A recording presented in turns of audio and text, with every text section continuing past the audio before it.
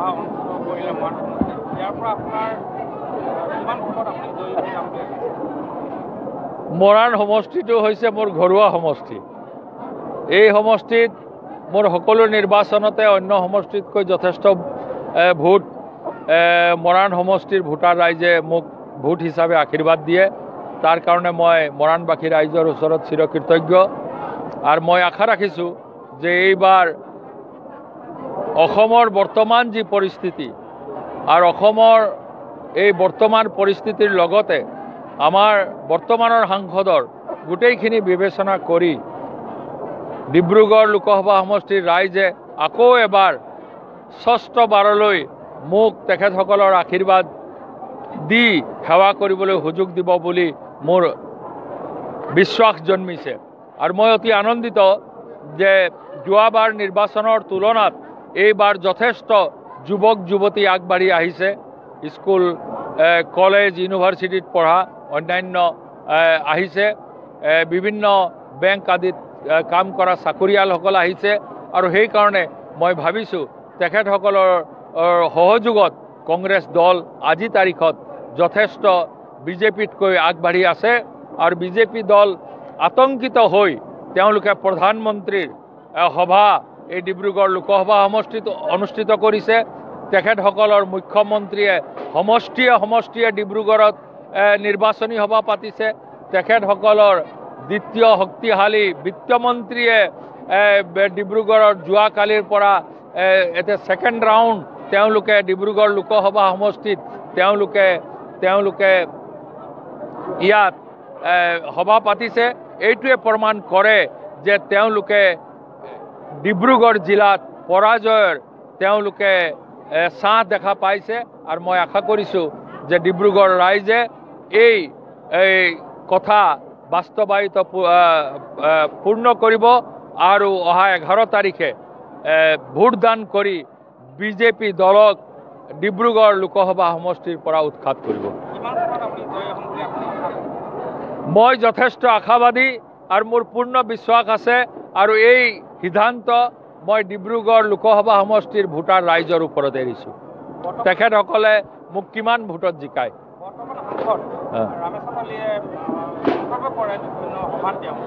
আপুনি সংঘৰ সভাপতি হিচাপে জনগোষ্ঠীটোক আপুনি প্ৰতিনিধিত্ব কৰিছে, কিন্তু আপুনি তেখেতলোকক প্ৰতাৰণা কৰি শোষণ কৰিছে। এই ক্ষেত্ৰত মই সেইদিনা এটা ময়ো আছিলোঁ।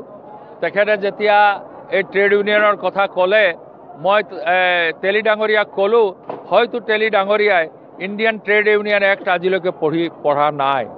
সেইকাৰণে সাংবিধানিকভাৱে এটা ট্ৰেড ইউনিয়নৰ কি দায়িত্ব তেওঁ বৰঙণি লোৱাৰ কথা কয়। তেখেতক মই প্ৰত্যাহ্বান জনাইছিলোঁ যে পৃথিৱীৰ এনেকুৱা এটা ট্ৰেড ইউনিয়নৰ নাম কওক যি বিনা বৰঙণি লৈ শ্ৰমিক সংগঠনৰ কাম কৰে। আপুনি তেওঁ কয় 50% কাম তেওঁ কৰা নাই, আৰু তেওঁ কয় মই যি 50% কাম কৰা নাই, তেখেতে 25 বছৰত মানে 0% কাম কৰা নাই বুলি মন্তব্য কৰে। এই ক্ষেত্ৰত কি ক'ব? আচলতে মন্তব্য মানে আধাৰহীন মন্তব্যৰতো কোনো জবাব নাই।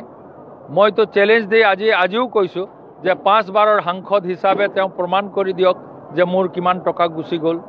তেওঁ 25 কোটি টকা তেওঁলোকৰ সাংসদৰ এইটো নিজৰ টকা নহয়, ৰাইজৰ উন্নয়নৰ কাৰণে দিয়া টকা।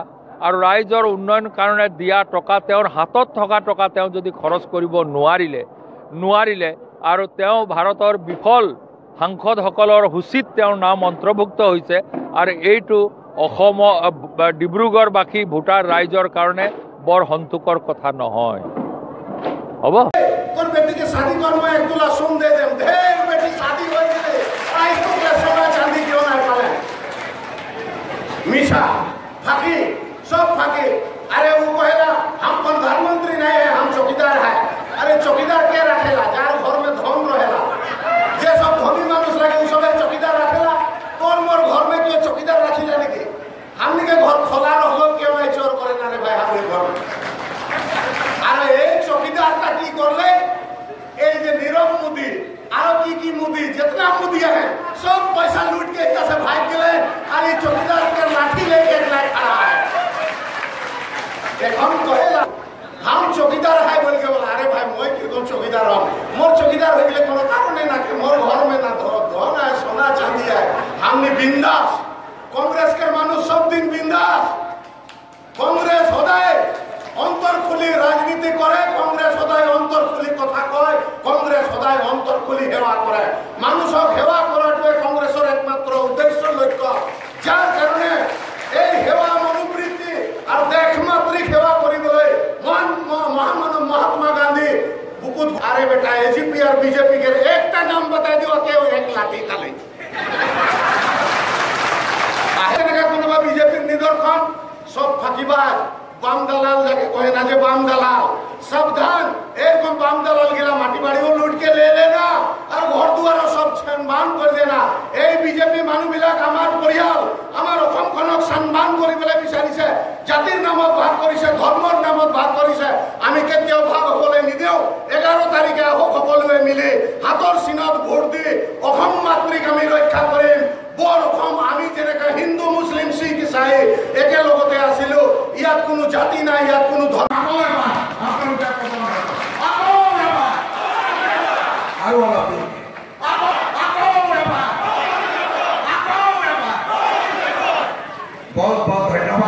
মই চাকৰি দিয়াই অসমৰ সমৃদ্ধিশালী কৰিব পাৰো, অসমখনক কেনেকৈ আৰু এক খোজ আগবঢ়াই লৈ যাব পাৰো। কংগ্ৰেছ আমাৰ এনেকুৱা ধৰণৰ, আমি কেনেকুৱা ধৰণৰ ইয়াত ভাই ভাই শিখ ইছাই ভাই এই নাৰা এই শ্লোগান লৈ কংগ্ৰেছে সদায় আমি একত্ৰিতভাৱে আগবাঢ়ি গৈছো আৰু ভৱিষ্যতৰ দিনতো লৈ যাম। বৰ অসম গঢ়োতে সকলো জাতি ভাষা ধৰ্মক একেলগতে লৈ কিনে আগবাঢ়িলে আজিও সেই চুকাফাৰ নিদৰ্শনেৰে আমি আগবাঢ়ি এই অসমখন ৰক্ষা কৰিবলৈ আহক। আমি 11 তাৰিখে এটা শক্তি পাইছো, 11 অসমৰ পৰা বিদায় দিব লাগিব। অসমৰ পৰা কেনেকুৱা ধৰণৰ গৈ কিনে তাত তেওঁলোকে ফ্লেগ पेट में एक बात रखेना, सावधान। जो मनुष्य पेट में बात रखेला, पेट में दांत रहेला, सेगिला इरकम कुछ में जे तो रक्षा नहीं पारबे। हमनी खुली बात करबे, होला होली धान रोपबे तो भाल धान पाबे। ओ कारण से खुला खुली राजनीति करो। पवन सिंह घटवार खुला खुली राजनीति करेला। एक पवन सिंह घटवारे এই কংগ্রেসে তেওঁলোকে কব বিচাৰে যে কংগ্রেসে देश खनक बर्बाद कर दिले। 70 साल में कांग्रेस ने लूट लिया, हमको 60 महीना दे दो। 60 महीना नहीं, कितना महीना पार हो गए रे बाबा, खबर ना है की हो कितना अच्छा हो गए काके सोना रोपा तार बाहिरे তেওঁলোকৰ চাকৰি ক'ত গ'ল সেই কথা তেওঁলোকে এতিয়া নিবনুৱা সমস্যাৰ কথা নকয়। আৰু তাতোকৈ দূৰৰ কথা আমাৰ মাননীয় প্ৰধানমন্ত্ৰীয়ে ক'লে যে অফিচৰ আগত যদি কোনোবা লৰাই পুখুৰী বনাই বিক্ৰী কৰিছে আৰু 200 টকা পাইছে, সেইটো তেওঁৰ উপাৰ্জনৰ ফল।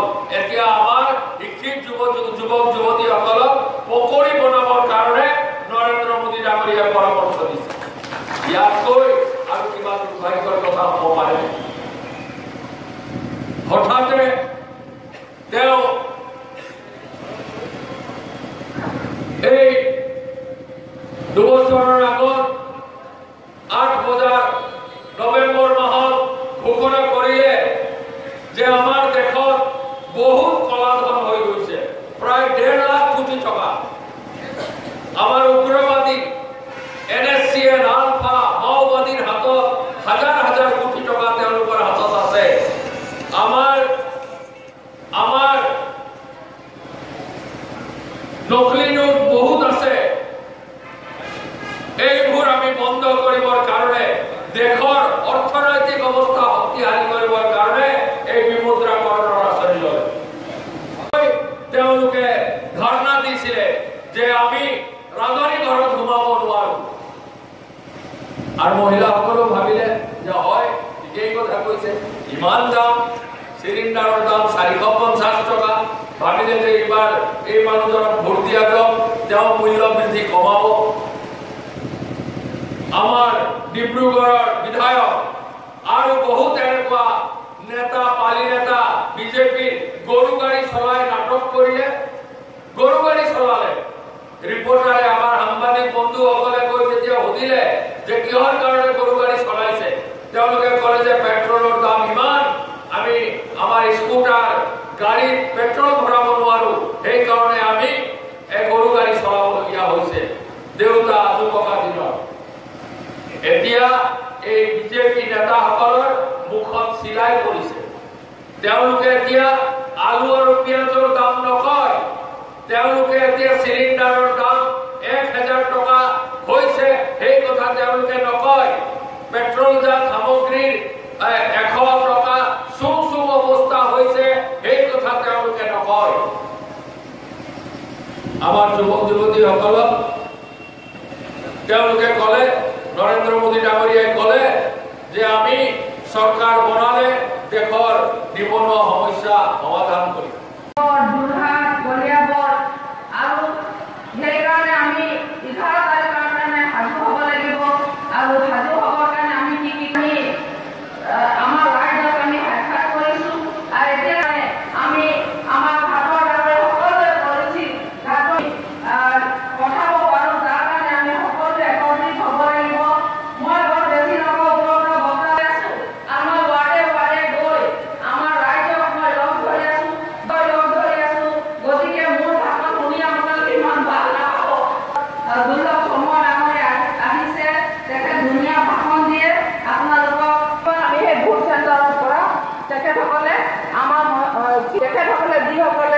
ভোট দিবলৈ যাব নোৱাৰা গৈ তেখেতসকলক ভোট দিয়াৰ কাৰণে ব্যৱস্থা কৰিছে।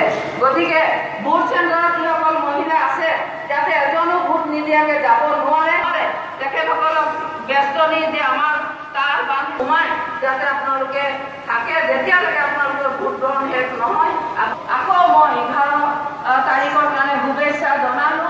আমাৰ বিজেপি চৰকাৰ হওক, ইন্দিৰা গান্ধীয়ে হওক বা অটল বিহাৰী বাজপেয়ী প্ৰধানমন্ত্ৰী বনক, মই আপোনালোকৰ একাউণ্ট 15 লাখ টকা দিম। কোনো এজন প্ৰধানমন্ত্ৰীয়ে 15 লাখটো দূৰৰে কথা, তেওঁলোকে 5 টকাও মই দিম বুলি কোৱা নাছিলে।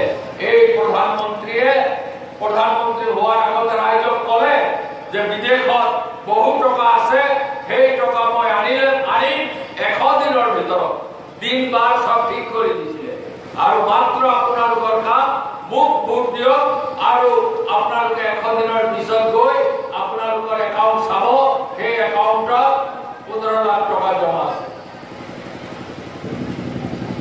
যে কংগ্ৰেছ দল চৰকাৰ চলাব নেজানে, তেওঁলোকে মূল্য বৃদ্ধি,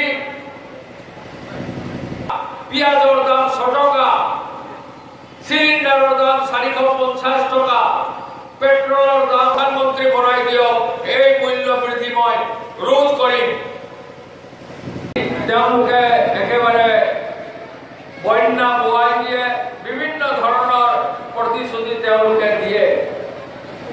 আমি নিৰ্বাচনত দুটা কথা লক্ষ্য কৰিব লাগিব যে কোনটো ৰাজনৈতিক দল ৰাইজৰ ওচৰত আহিছে, কি কাম কৰিছে, দল আৰু প্ৰাৰ্থী, এই দুইটা কথা আমি গুৰুত্ব দিব লাগিব আৰু আমাৰ সৰ্বসাধাৰণ ভোটাৰ ৰাইজক আমি এই কথা অৱগত কৰিব লাগিব।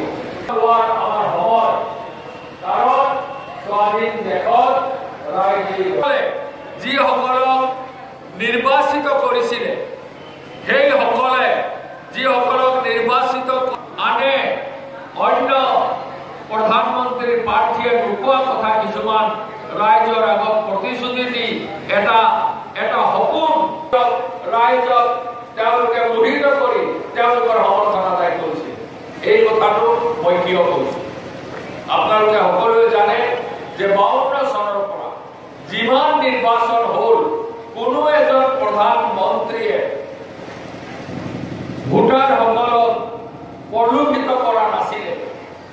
কোনো এজন প্ৰধানমন্ত্ৰী এই নৱেম্বৰ মাহে এবাৰত 2000কে বেছি টকা জমা কৰি উলিয়াব নোৱাৰে। কি অৱস্থা হ'ল? কোনোমতে কষ্ট কৰি কোনোবাই 50,000, কোনোবাই 5 লাখ 8,000 টকা আমি উলিয়াব পাৰিম। এটি টকা আছে, নকলি নোট আছে, এইবোৰ যেতিয়া বেংকলৈ ঘূৰি আহিলে টকা হিচাপ নিদিয়ে। কাৰণ যিমান টকা আছিলে তাৰতো 1.5 লাখ কোটি টকা, কিমান শূন্য লাগিব মই নাজানো, 1.5 লাখ কোটি টকা ঘূৰি নাহিব। বিৰোধী দলবোৰে ডিমাণ্ড কৰিলে, দাবী জনালে যে কিমান টকা বেংকলৈ ঘূৰি আহিলে, হিচাপ নিদিয়ে।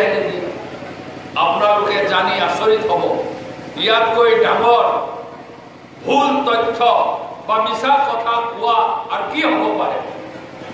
যিমান টকা আছিলে আমাৰ বজাৰত, শতকৰা 100 টকাৰ 100 টকা ঘূৰি আহিলে, শতকৰা 100 টকাৰ 100 টকা ঘূৰি আহিলে। কলা টকা ক'ত গ'ল? 1.5 লাখ কোটি টকা কলা টকা ক'ত গ'ল? ক'ত গ'ল নকলি নোট? ক'ত গ'ল উগ্ৰবাদী হাতত টকা থকা? এই সকলোবোৰ কৰিবলৈ যাওঁতে আপোনাৰ মোৰ প্ৰায় 9,500 কোটি টকা এই নৰেন্দ্ৰ মোদী ডাঙৰীয়াই নষ্ট কৰিলে। কাৰণ পুৰণা নোট কেঞ্চেল হ'ল বিদেশৰ পৰা, কাৰণ এই নোটৰ কাগজবোৰ বিদেশৰ পৰা আনে বহুত দামৰ।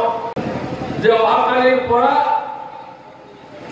500 টকীয়া আৰু 1000 টকীয়া নোট কাগজৰ টুকুৰা হৈ গ'ল। তেওঁলোকে মাত্ৰ কেইদিন সময় দিলে, হাহাকাৰ অৱস্থা আমাৰ দেশত আৰু পৃথিৱীৰ বুৰঞ্জীত প্ৰথমবাৰত বেংকৰ পৰা নিজৰ টকা উলিয়াবলৈ গৈ প্ৰায় 100জনকৈ বেছি ব্যক্তি আমাৰ ভাৰতবৰ্ষত মৃত্যু হ'ল।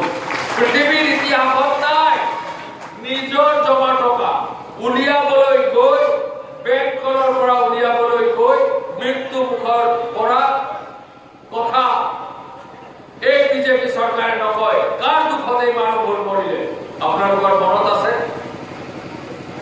তেতিয়া আমাৰ এটা পৰম্পৰা যে ছোৱালীজনীক আমি ভালকে বিয়া দিম, সেইকাৰণে মাক বাপেকে একেলগে ভোটদান কৰি আমাৰ প্ৰাৰ্থীক জিকাই পেলাই আমি সকলোলৈ পঠাম। ইয়াকে সকলোকে আদৰণি জনাই মোৰ বক্তব্য সামৰণি মাৰিলোঁ। নমস্কাৰ, ধন্যবাদ।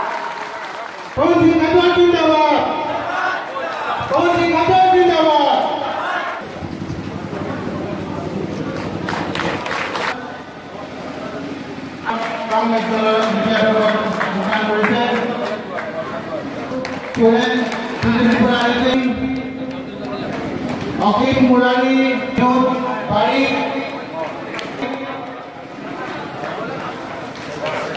শুভদীপ ফুকন আৰম্ভ কৰিলে। নতুন নোট পঠিয়াবৰ কাৰণে এই আমাৰ এৰোপ্লেন, ৰেল এইবোৰ নহয়, আকৌ এয়াৰ ফৰ্চৰ জাহাজ লগাবলগীয়া হ'ল।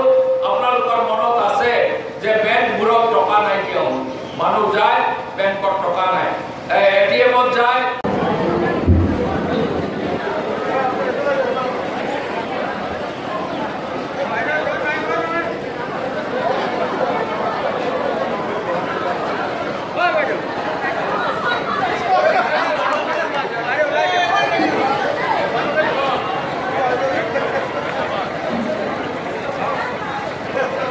কোনোবা দলক ভাল পাইছিলো, ভোট দিছিলো, মোক চাকৰি নিদিলে বেয়া পাই ভোট নিদিছিলো, মোক আয়োগে ঘৰ নিদিলে মই ভোট দিছিলো, আমাক আমুকটো নিদিলে মোক ভোটদান কৰাটো কিন্তু অসমীয়া জাতি আৰু অসমৰ স্বাৰ্থৰ কাৰণে অতি গুৰুত্বপূৰ্ণ হৈ উঠিছে। বিশেষ মই অনুৰোধ কৰিব বিচাৰিছো, অসমীয়া জাতিৰ যদি অস্তিত্ব ৰাখিব বিচাৰে উত্থান কৰিব লাগিব। কাৰণ বিজেপি চৰকাৰ এটা নিচলীয়া চৰকাৰ, খগনদিয়া চৰকাৰ, এখন দিনৰ ভিতৰত বিলেকি খেলিম বুলি বিলেকি বৰপিয়া চৰকাৰ, বস্তুৰ দাম কমাম বুলি দিনে দিনে বঢ়াই ৰাম খগনদিয়া চৰকাৰ, জীৱন জ্যোতি আঁচনি বন্ধ কৰি আপোনালোকে জীৱন জ্যোতি নিশ্চয় মনত আছে যে আজি বাগানত যদি কাম কৰিবলৈ কোনোবা এজন মানুহ যায়, দুখীয়া মানুহ যদি কাপে খুলি মৰে, কোনোবা এজন ৰিক্সা চলাই থাকোঁতে যদি তেওঁ এক্সিডেণ্ট হৈ মৰে, বা খেতিৰ পথাৰত যদি এজন খেতিয়কে খেতি কৰি থাকোঁতে যদি তেওঁ কাপে খুলি মৰে, ব্ৰজপথত মৰে, পানীত ডুবি মৰে, টকা 50,000 পাইছিল। কোনো এজিপি, বিজেপি, হিন্দু, মুছলমান, চাহ বাগান, আহোম, কোচ, কছাৰী বুলি নাছিল। যিজন মানুহে মৰিছিল তেওঁ 50,000 টকা পাইছিলে জীৱন জ্যোতি আঁচনি। এই বিজেপি চৰকাৰে উত্তৰ দিব পাৰিবনে যে এই জীৱন জ্যোতি আঁচনি তেওঁলোকে কিয় বন্ধ কৰিলে? বিধায়কসকল, ব্লক পঞ্চায়তৰ বিধায়কসকল আৰু ইয়াৰ উপস্থিত কামমন্ত্ৰী চৰকাৰ ইতিমধ্যে উপস্থিত বক্তাই আমাক পৱন সিং ঘাটোৱাৰৰ জয় নিশ্চিত, কাৰণ যিখন জাতিধ্বংসী বিধেয়ক আনিছে সেই জাতিধ্বংসী বিধেয়ক ডিব্ৰুগড় লোকসভা সমষ্টিৰ 90% মানুহে বিৰোধিতা কৰিছে। আঁঠুকাঢ়ি এই সমষ্টিৰ ৰাইজ কেতিয়াও জীয়াই নাথাকে। অসমীয়া জাতিৰ অস্তিত্ব ৰক্ষাৰ খাতিৰত বীৰ চিলাৰায় আৰু লাচিত বৰফুকনৰ এই সন্তানসকলে ইয়াত নাগৰিকত্ব বিধেয়কৰ বিৰোধিতা কৰি অসমীয়া জাতিৰ অস্তিত্ব ৰক্ষাৰ স্বাৰ্থত তেওঁলোকে হাতৰ চিনত ভোট দি পৱন সিং ঘাটোৱাৰক জয়যুক্ত কৰিব।